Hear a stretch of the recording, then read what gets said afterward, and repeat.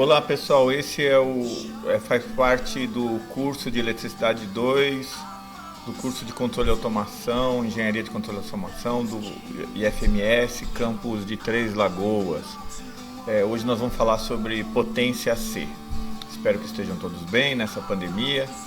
E potência C também dita como potência complexa. Vou fazer uma pequena retrospectiva. A gente viu nas aulas anteriores o conceito de impedância elétrica, que é o conceito generalizado de resistência, onde a impedância tem uma parte resistiva ou uma parte real e uma parte complexa, que é uma reatância que pode ser capacitiva ou indutiva, depende do sentido, se ela for positiva ou negativa, mas de forma geral a impedância é representada por uma componente real e uma componente imaginária. Essa reatância, se ela for puramente indutiva, essa impedância, se for puramente indutiva, ela tem um ângulo de 90 graus, expressa da forma retangular JXL, onde o XL varia com a frequência de maneira direta. Quanto maior a frequência, maior o XL. 2πfL é a equação, onde F é a frequência. Já a capacitância, a impedância capacitiva, ela tem um ângulo de menos 90, expresso na forma retangular menos J, e ela varia inversamente com a frequência, ou seja, quanto maior a frequência, menor a impedância de origem capacitiva. A expressão é 1 sobre 2πfC, onde F é a frequência. O diagrama das impedâncias, então, é apresentado de forma gráfica.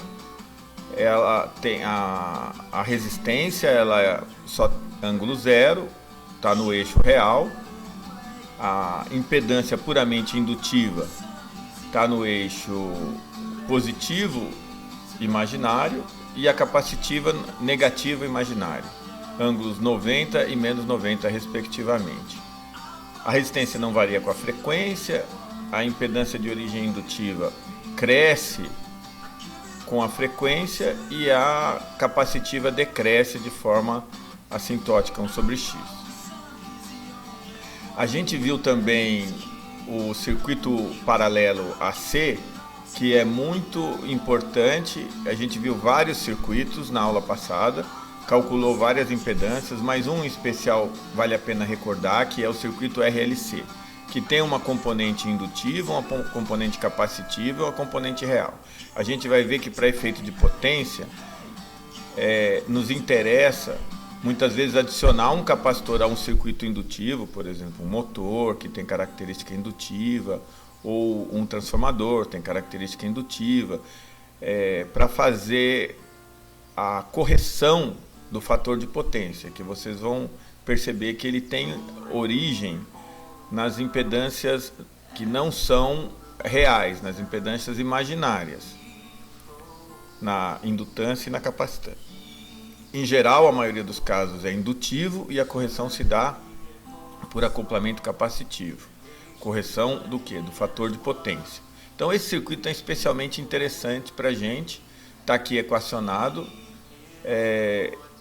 para vocês lembrarem como é feito o cálculo da impedância total, tá? E fica aí um desafio: qual deveria ser a capacitância ou a frequência para que um circuito desse apresentasse exatamente nenhuma característica nem indutiva nem capacitiva, ou seja, que as características indutiva e capacitiva do paralelo se anulassem. Qual é a frequência que isso se daria?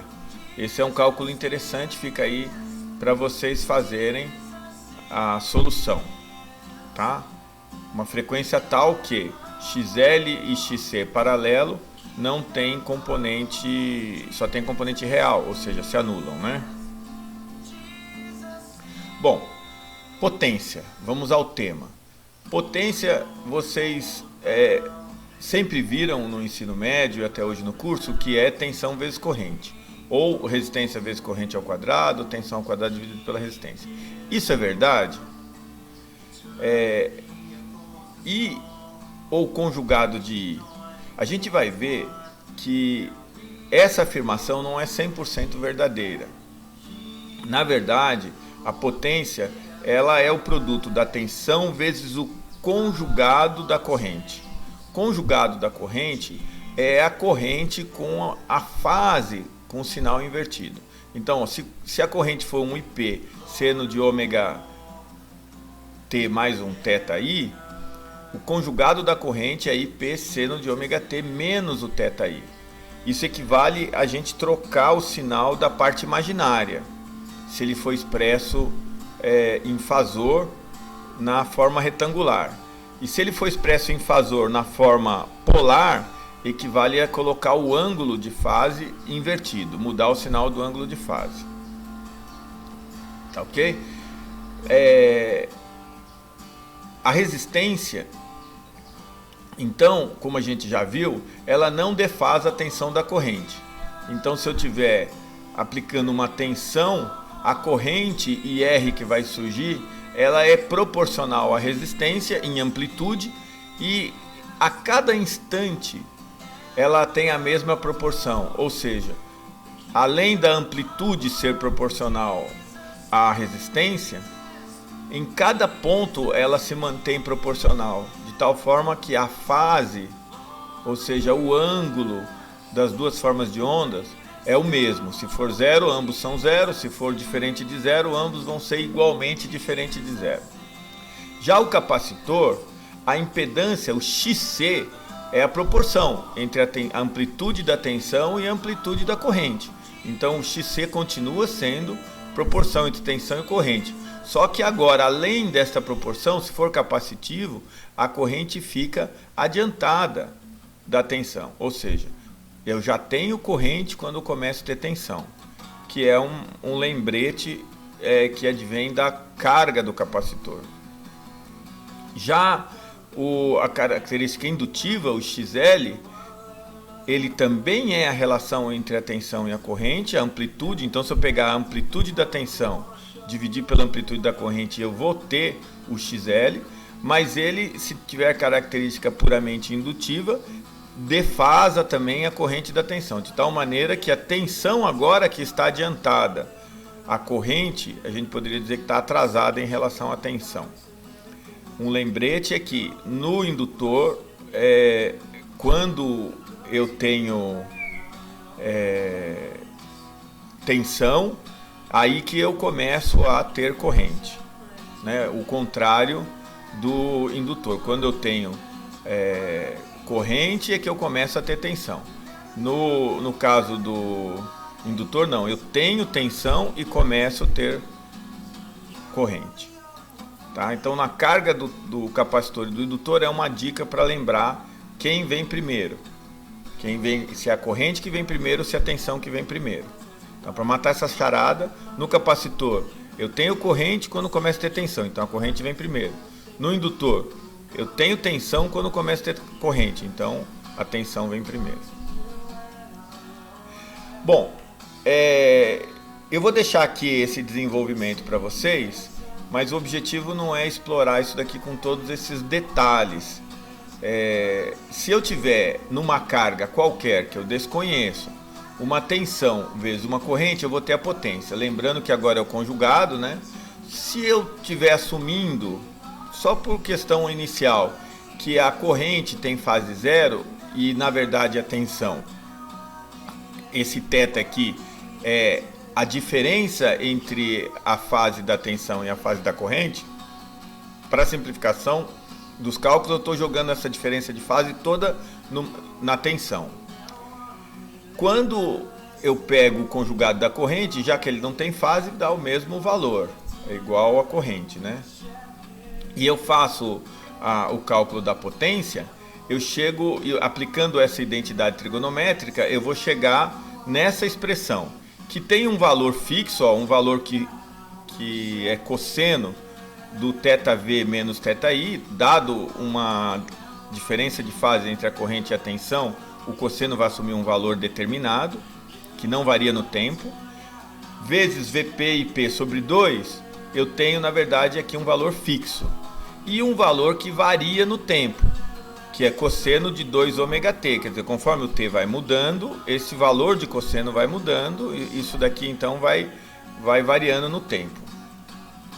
Nota que se eu aplicar novamente uma outra identidade trigonométrica, eu vou chegar numa expressão mais simplificada, aonde eu tenho um P que não varia no tempo, um P que é proporcional a cosseno de 2 ômega t. A gente chama este P aqui de potência ativa, e um Q seno de 2 ômega t. Então eu dividi a parte que varia no tempo em duas partes, né? A potência ativa é o P e a potência reativa é o Q. Vocês vão ver que a gente vai chegar numa expressão interessante. Como no equacionamento surgem a tensão de pico dividido por 2, tensão de pico vezes corrente de pico dividido por 2, isso é também interessante. Por quê? Porque quando eu pego o valor RMS, eu pego a tensão de pico e divido por raiz de 2. Corrente RMS, valor de pico sobre raiz de 2. Na hora que eu multiplico os dois, raiz de 2 vezes raiz de 2 dá 2. Então, essa expressão, na verdade, é o próprio VI tomado em valor RMS. O que torna ainda mais interessante esse equacionamento que a gente está chegando. Mas vamos então para o que representa cada uma dessas potências. Potência média ou ativa e potência reativa. Tá? Isso a gente vai ver na sequência. Potência ativa é a parcela real, média ou útil da potência, ou seja, é a parcela que você consegue utilizar da potência, tá? Corresponde à potência dissipada em um ciclo, ou seja, se você pegar um ciclo completo, vamos supor aqui, ó, eu tenho uma média. Se a média for zero, como está descrito aqui, eu não tenho nenhuma dissipação de potência, mas se ela for 10, 15 nessa média aqui, eu estiver acima do valor zero, aí eu vou ter uma potência média sendo dissipada, tá? Geralmente a potência ativa ocorre em elementos de característica resistiva, tá?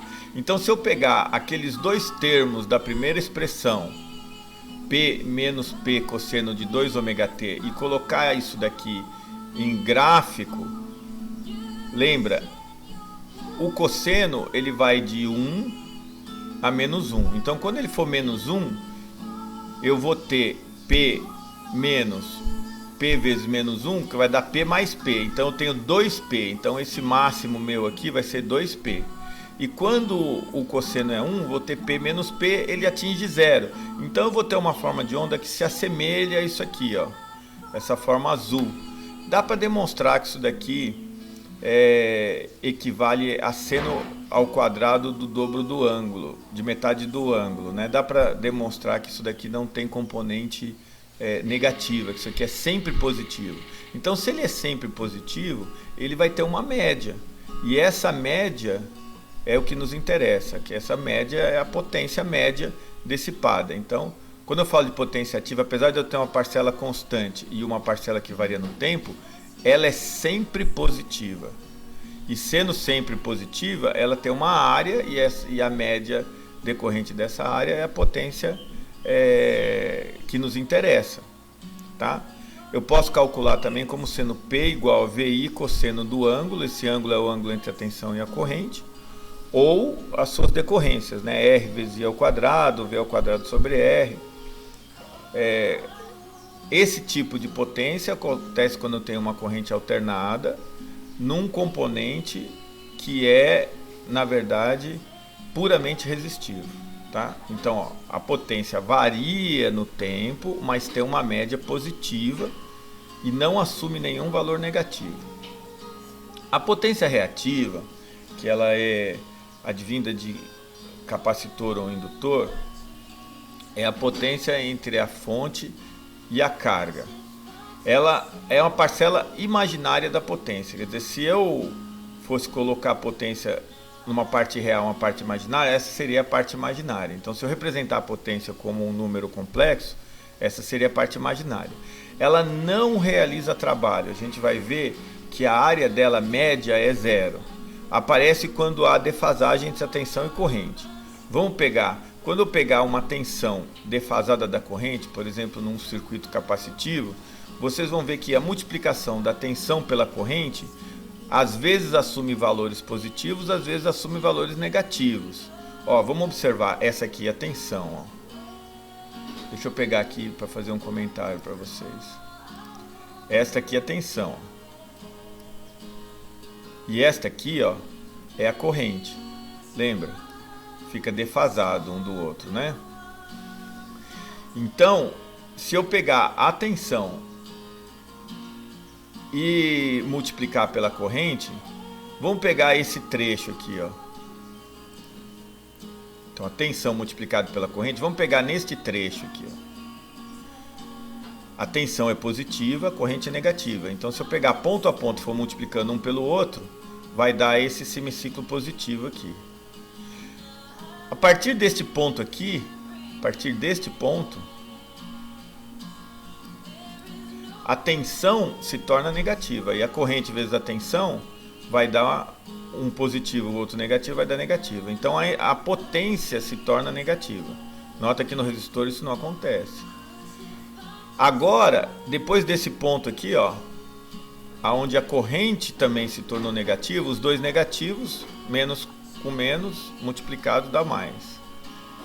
E assim por diante. Então, perceba que eu tenho um semiciclo de potência positiva e tenho um semiciclo de potência negativa, um semiciclo de potência positiva e um semiciclo de potência negativa. O que significa isso? Significa que aqui a energia tem um sentido e aqui ela tem um sentido contrário.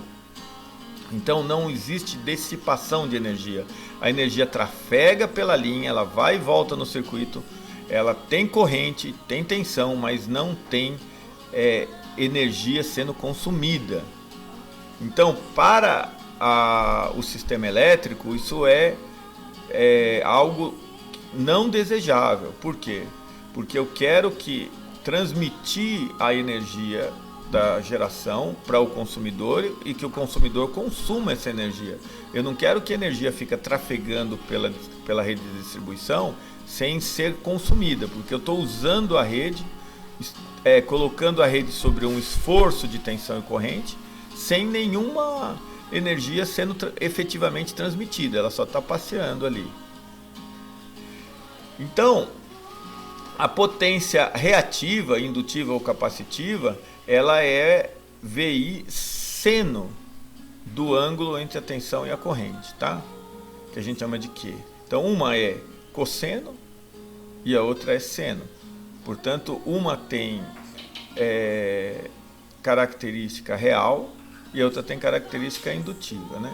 A capacitiva é a mesma coisa, só muda o sinal e o sentido das energias, mas o conceito é o mesmo. A potência ativa capacitiva, ela é menos VI seno θ, tá? Então, enquanto que a indutiva é VI seno θ, ela é menos VI seno θ. Ou basta inverter o sinal de θ, que você não precisa usar o sinal de menos, tá? Então, cuidado só com isso, que quando eu coloco menos VI seno θ, eu estou falando de um θ absoluto, sem sinal. Se eu considerar o sinal no θ, lembrando que seno de menos θ é menos seno de θ, né? Isso é uma identidade trigonométrica também, né? Então eu posso expressar aqui seno VI seno de menos θ, como a gente vem fazendo, ou menos VI seno θ, que é a mesma coisa, tá? Na expressão de potência, lembrando que vai surgir o menos na hora que eu fizer o XC, porque o próprio XC é negativo em relação ao XL, né? Bom, na hora que eu coloco a potência complexa, eu pego a potência ativa e como parte real e a potência reativa como parte imaginária. E essa potência que é a soma das duas, a gente chama de potência aparente. Então a potência complexa, também chamada de potência aparente, ela é um P, potência ativa, mais ou menos JQ, que é a potência imaginária, a potência reativa, tá? Que é V vezes I conjugado. Então, se eu tiver tendo a tensão e a corrente expressa com números complexos, eu faço a multiplicação da tensão pelo conjugado do I e eu tenho a potência. Também pode ser expressa num valor, num módulo, né, com ângulo, como qualquer outro número complexo. Então, a potência complexa é a expressão da potência usando números complexos, e a gente chama ela de potência aparente. Então aqui tem um resumo. Potência aparente é o S, geralmente é expresso em volt-ampere. Ela é um número complexo e tem uma parte real e uma parte imaginária. A parte real é chamada de potência ativa, a unidade é em watts e é a potência que vocês normalmente costumam calcular em circuitos puramente resistivos. A potência reativa é a parte complexa da potência, a unidade é volt-ampere reativo, VAR, volt-ampere reativo, e o símbolo que a gente vai utilizar é Q. Tá bom? Então aqui tem um resumo para vocês lembrarem. E aqui agora o triângulo de potência, que a gente normalmente expressa como a potência complexa, a gente pede expressão gráfica que seja o triângulo de potência. Por que o triângulo de potência? Porque vocês vão ver que nosso objetivo final é fazer com que esse ângulo θ seja o mais próximo de zero possível, porque a potência reativa não nos interessa, tá? O valor médio, lembra, a potência ativa não quer dizer que a potência é idêntica em todos os instantes de tempo, tá? Simplesmente que ela tem, a potência ativa tem uma componente média maior que zero. Já a potência reativa não. Ela não tem componente média maior que zero, tá bom? Então, por definição, a potência reativa, né, é a potência trocada entre a fonte e a carga. Então, eles trocam eles trocam energia, mas a energia não é consumida. Então, ora a energia vai para a carga, ora a energia retorna da carga e vai para a fonte, tá? Então, não realiza trabalho, o valor médio é nulo, aparece quando tem defasagem entre tensão e corrente, tá? E aí vamos definir então um fator de potência. O que é o fator de potência? É um número entre 0 e 1, que é a potência ativa dividido pela potência aparente. Ou seja, quando esse θ é 0, a potência aparente é igual à potência ativa e o fator de potência se torna 1. Tá? Então o cosseno de θ também é 1. Então, quando eu tenho um θ diferente de zero, significa que a minha potência aparente é maior do que a minha potência ativa, dá para ver pelo triângulo, né? O azul é maior que o preto, e aí o fator de potência vai indo na direção do zero. Quer dizer, quando o fator de potência é zero, significa que eu só tenho potência reativa. Quando o fator de potência é 1, eu só tenho potência ativa, e nesse meio eu tenho a componente dos dois, tá? Para vocês terem ideia, o sistema elétrico pede que você mantenha o seu fator de potência acima de 0,95 e se você tiver abaixo disso, na indústria é multado, tá? Então estaria aqui, ó, o diagrama fasorial das potências seriam assim, ó, potência real, a potência imaginária ou potência aparente, que pode ser positiva, um ângulo positivo, se for de origem indutiva. Se for com a carga capacitiva, ela tem um ângulo negativo. Dá para perceber que mesmo uma instalação que tenha uma carga indutiva, eu poderia colocar capacitores nessa instalação com o objetivo de anular o efeito indutivo, colocando capacitores na minha instalação, né? Isso a gente vai ver depois, vocês vão ver depois. Para vocês terem uma ideia como é que acontece, para ilustrar, imagine que você está puxando um carrinho, quer dizer, a força que você faz na direção do deslocamento é a potência que te interessa. Mas se você for bem mais alto que o carrinho, você vai, na verdade, puxar com um certo ângulo. Essa componente que tende a levantar o carrinho, na verdade não levanta, né? Mas faz força para levantar o carrinho, até diminui o peso do carrinho, mas não realiza movimento. Então, é mais ou menos o triângulo de potência, é mais ou menos a mesma situação. Quanto mais você fizer força na direção do movimento, mais você está indo. E a correção do fator de potência, então, consiste em reduzir o valor da componente complexa para que o ângulo vá se aproximando de zero, e corrigir então para que o ângulo seja zero significa incluir um valor QC, né, se a carga for indutiva, e ela é na maioria dos casos, de forma que a componente indutiva seja anulada. É lógico que a gente vai ver na prática, no futuro, no curso de vocês, que as cargas não são constantes, então um motor trabalhando sem carga, ele tem uma componente indutiva proporcional, tá? Muito maior do que a resistiva, e ele a plena carga tem uma parte resistiva muito maior que a indutiva, proporcional também, né? Então, a característica indutiva ou não da sua linha depende não só da quantidade de equipamentos que está ligado e a característica de cada equipamento que está ligado em cada instante, mas também da maneira com que ele está trabalhando. Então, são muitas variáveis, então isso daí varia com o tempo. Então, uma instalação ela pode ter uma característica indutiva variando ao longo do tempo. Então, se eu vou colocar um banco de capacitores para corrigir, eu tenho várias estratégias. Colocar um valor fixo para corrigir a média, ou colocar um banco de capacitores dinâmicos, que vai dinamicamente se adequando à carga. Tá?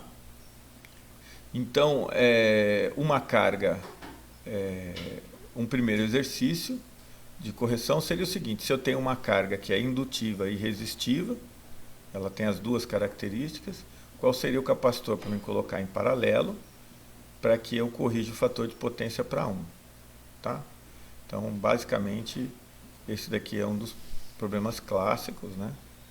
E significa eu corrigir o meu fator de potência, né? Novamente, se eu tiver um motor com paralelo um capacitor, então eu posso fazer a correção individual de uma fábrica toda, de um motor só, colocar um capacitor que corrige o fator de potência daquele motor, e aí quando ele entra na rede, ele já entra com o fator de potência corrigido, quando ele sai da rede, ele já sai, ele não altera também a característica da rede, ou eu posso pegar um conjunto de capacitores e colocar na minha fábrica toda, e eu vou corrigir todos os motores de uma vez. O que é mais interessante, aí é uma questão de estratégia de cada situação, né? Tem que analisar a situação para ver o que é mais interessante.